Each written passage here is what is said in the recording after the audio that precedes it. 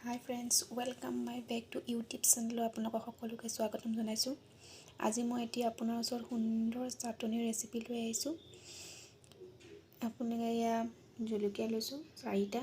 আপোনালোকে সোৱাদ অনুসৰি ল'ব। কোনোবাই হয়তো বেছি খায়, কোনোবাই কমাই খায়। মই 4টাই লৈছোঁ।